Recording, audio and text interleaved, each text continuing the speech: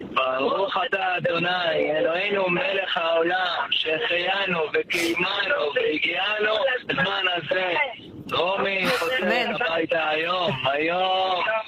אמן ואמן ואמן, והלב בוכה מהתרגשות ומשמחה, ואנחנו מלווים אתכם, איתן ומיטל יקרים, כל כך הרבה חודשים ארוכים, ולרגע אחד לא הפסקתם עם התקווה. אתם מעוררים השראה, אתם חיזקתם אותנו. אנחנו מתרגשים יחד איתכם, אנחנו מחבקים אתכם כל כך מכאן. וואי, איזה הודעה. את ההודעה הזאת שקיבלנו היום, חיכינו לה למעלה מ-11,000 שעות, 471 ימים,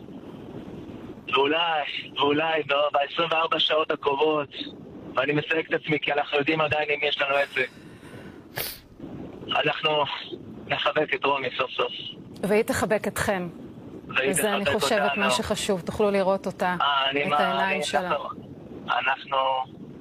אנחנו עם דמעה, לא יודע להגיד, אין לי מילים לתאר את ההרגשה הזאת, זה כמו לידה, שאתה מחכה כל כך הרבה זמן, ואתה רגע לפני הלידה, ואחרי שמודיעים לך שהמלד נולד, זה בדיוק אותו דבר, זה התרגשות שיא.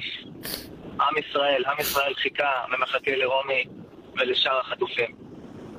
אנחנו מחכים יחד איתכם. אתם כבר עושים את הדרך לאן?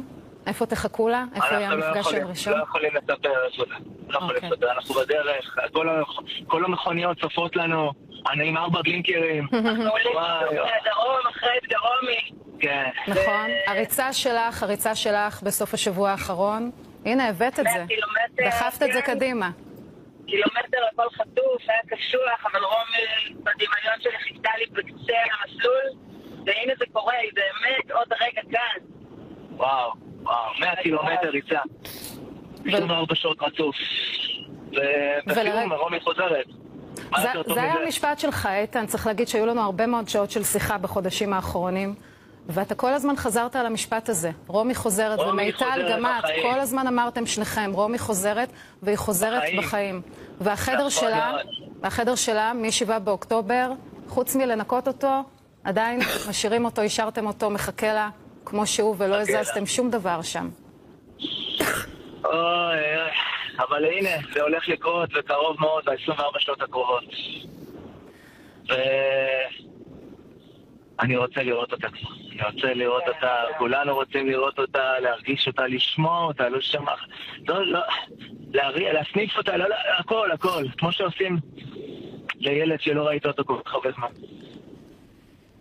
אני מאחלת לכם שזה יקרה ממש הכי בקרוב, כי מריטת העצבים